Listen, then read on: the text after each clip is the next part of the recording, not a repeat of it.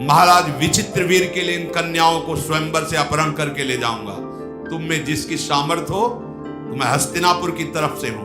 मैं अपने लिए स्वयंवर में नहीं आया, मैं हस्तिनापुर सिंहासन की तरफ से आया हूं। सिंहासन में विराजमान महाराज विचित्रवीर के लिए इन कन्याओं को मैं बलपूर्वक अपहरण करके ले जाऊंगा। तुम में जिसकी सामर्थ हो, मुझसे युद्ध करे। शाल्व से कहा खड़ा रहे। तो उसके सारथी को मारा, उसके घोड़े को मारा, और जैसे पक्षीराज गरुण सर्प को दबोच लेते हैं, ऐसे साल्व को बड़ा पराक्रमी साल्व। भीष्म जी ने उसे घुटने के बल करके कहा, जा तेरे प्राण छोड़ता हूं। आप सभी को राधे राधे। महाराज जी की मधुर वाणी की महाभारत में आप सभी का स्वागत है। जहां पर महाराज जी ने पिछले भाग में बताया है कि राजा शांतनु के 2 पुत्र हुए, उनमें से एक पुत्र की मृत्यु हो जाती है, और फिर आप महाराज जी आगे सुना रहे हैं। तो आइए राधा नाम लेते हुए आगे सुनते हैं। बोलो राधे राधे। चित्रांगद राजकुमार और गंधर्वराज चित्रांगद का युद्ध हुआ। अब वो माया युद्ध का स्वामी चित्रांगद, जो गंधर्वराज है, मार डाला चित्रांगद राजकुमार को। कुछ नहीं कर सकते, क्योंकि द्वंद्व युद्ध है। ऐसा नहीं कि उसमें बचाव पक्ष या भीष्म जी अस्त्र चलाते, नहीं, धर्म कहता है ऐसा। अगर द्वंद्व युद्ध में जिसको ललकारा गया है और उसने ललकार स्वीकार किए, तो वही निर्णय करेगा। वो मारे गए। अब तो हस्तिनापुर में बड़ी शोक की लहर छा गई।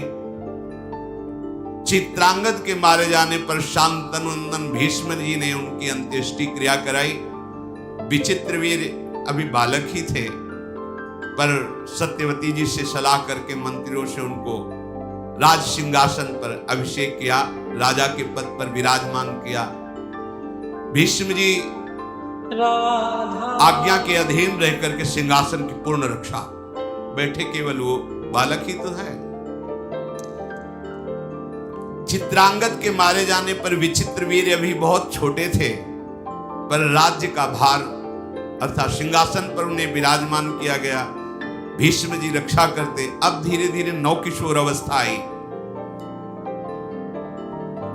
सत्यवती जी ने कहा कि भीष्म, इनके ब्याह की व्यवस्था तुम्हें करनी पड़ेगी, क्योंकि प्रायः ये बात थी कि निषाद कन्या से महाराज शांतनु ने ये पुत्र प्रकट किए। तो जैसे कोई बड़े बड़े राजा लोग स्वयंवर करते, तो प्रायः निमंत्रण आदि के लिए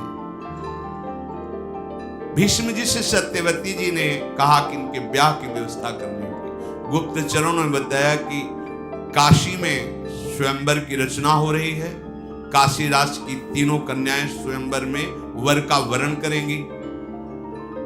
भीष्म जी ने माता सत्यवती से कहा कि मुझे ही जाना पड़ेगा। आज्ञा ली।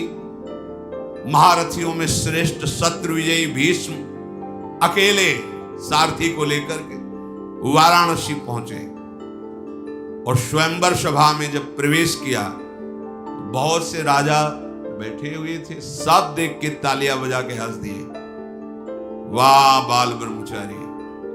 अब ब्याह का मन हुआ है, क्योंकि स्वयंवर में तो वही आएगा। जो है महाराज जी ने बताया कि एक अरे भाई, पुत्र की मृत्यु होने के बाद दूसरे पुत्र का जो है विवाह करने के लिए रानी सत्यवती ने पितामह भीष्म को भेजा कि इसका विवाह करा। ठीक है, अब आगे बढ़ते हैं। राजा स्वयंवर में ब्याह करने के लिए आ गए, और खूब हंसी मजाक राजाओं ने। जब ऐसी हंसी उड़ाने लगे, तो भीष्म जी बड़े धर्मात्मा थे। कहा कि तुम लोगों की निर्लज्जता से हमें कोई फर्क नहीं पड़ता है। तुम व्यर्थ में उपहास मत करो। मैं हस्तिनापुर सिंहासन की तरफ से आया हूं। महाराज विचित्रवीर के लिए इन कन्याओं को स्वयंवर से अपहरण करके ले जाऊंगा। तुम में जिसकी सामर्थ हो, तो मैं हस्तिनापुर की तरफ से हूं। मैं अपने लिए स्वयंवर में नहीं आया, मैं हस्तिनापुर सिंहासन की तरफ से आया हूं। सिंहासन में विराजमान महाराज विचित्रवीर के लिए इन कन्याओं को मैं बलपूर्वक अपहरण करके ले जाऊंगा। तुम में जिसकी सामर्थ हो, मुझसे युद्ध करे। मैं धर्म के अनुसार हर कार्य करता हूं। सभा में भीष्म जी ने कहा, कई प्रकार के विवाह होते हैं जिनको मुझे पता है। मैंने धर्म शास्त्रों का गुरुजनों से स्वाध्याय किया है। कन्या को यथाशक्ति वस्त्राभूषणों से विभूषित करके गुणवान वर को बुलाकर उसे कुछ धन देकर उसके साथ ब्याह करना, ब्राह्मणों की उपस्थिति में उसे ब्राह्म विवाह कहते हैं। और धन नियत करके कन्यादान करना, धन ले करके कन्यादान करना, उसे आसुर विवाह कहते हैं। बलपूर्वक कन्या का अपहरण करना उसे राक्षसी विवाह कहते हैं। और वर और कन्या की ही परस्पर केवल अनुमति से विवाह होना गांधर्व विवाह कहलाता है। अचेत अवस्था में पड़ी हुई कन्या को उठा ले जाना और विवाह कर लेना उसे पिशाच विवाह कहते हैं। कुछ लोग वर और कन्या को एकत्र करके स्वयं उनसे प्रतिज्ञा कराते हैं कि हम दोनों गारस्थ धर्म का पालन करेंगे। फिर कन्या का पिता दोनों की पूजा करके अलंकार युक्त कन्या का वर के लिए दान करता है। ये प्राजापत्य विवाह कहलाता है। कुछ लोग आर्ष विधि करके यहाँ पर महाराज जी ने जो है कई सारे विवाह की कैटेगरी बताई है, किस तरीके के विवाह होते हैं, उनका नाम क्या है, आइए आगे। पत्नी प्राप्त, इसे दैव विवाह कहते हैं। ये 8 प्रकार के विवाह का वर्णन मैंने किया। मुझे धर्म का ज्ञान है। क्षत्रिय स्वयंवर की प्रशंसा करते हैं और स्वयंवर में बलवान राजा जबरदस्ती उन राजकुमारियों का अपहरण करके ले जाए, ऐसी विधान है। इसलिए धर्म के अनुसार मैं इन कन्याओं का अपहरण करता हूं अपने महाराज विचित्रवीर्य के लिए। ऐसा नहीं कि धर्म के विरुद्ध आचरण कर। भूमि पालो, तुम लोगों की भुजाओं में यदि बल हो तो मुझे पराजित करो और इन कन्याओं को छीन लो। केवल हंसी मजाक करने से बात नहीं होती। मैं युद्ध के लिए संपूर्ण राजाओं को एक साथ निमंत्रण देता हूं। इन 3 कुमारियों को बैठा लिया, अब जिसकी भुजाओं में बल हो मैं अकेले हूं, छुड़ा लो। भीष्म जी की बात सुनकर जितने वहां कन्या को प्राप्त करने के लिए राजा राजकुमार आए थे, सबने अपने अपने कवच बांधने शुरू किए। भुजाओं में ताल ठोक करके भीष्म जी से लड़ने के लिए चले। जल्दीबाजी में कोई इधर कवच बांध रहा है, कोई उधर कवच बांध रहा है। मानो आकाश मंडल से तारे टूट पड़ रहे हो, ऐसे राजा चमकते हुए मुकुट, धनुष बाण भीष्म जी को घेर लिया। क्रोध में भर करके भवें टेढ़ी करके चारों तरफ से ऐसे बाण वर्षा करने लगे जैसे वर्षा में पानी की बूंदें गिरती। भीष्म जी ने दिव्यास्त्र के द्वारा सब बाणों को भस्म कर दिया। रोंगटे खड़े हो गए राजाओं के। एक साथ इतने राजाओं का आक्रमण।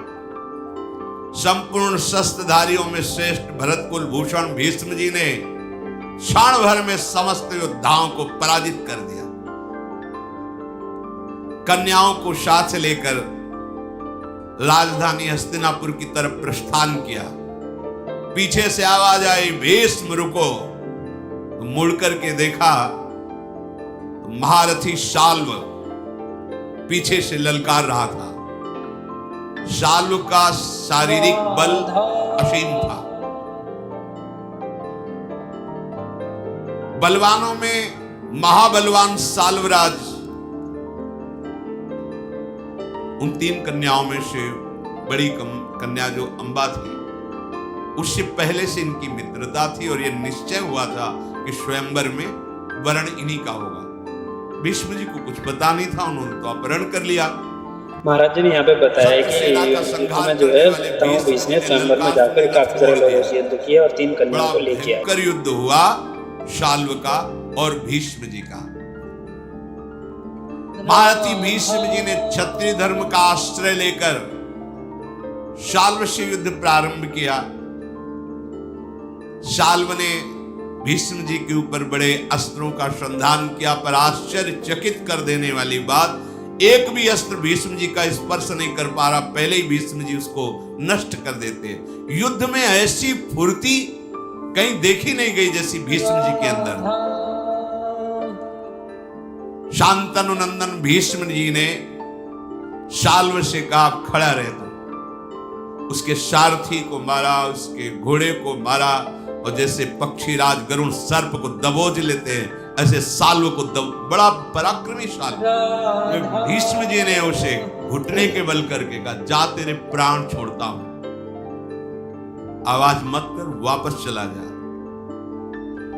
इंद्रास्त्र के द्वारा उसको मूर्छित करके सावधान करके, जा प्राण दान करता हूं, तुझे मारूंगा नहीं। साल्व निराश होकर के चला गया।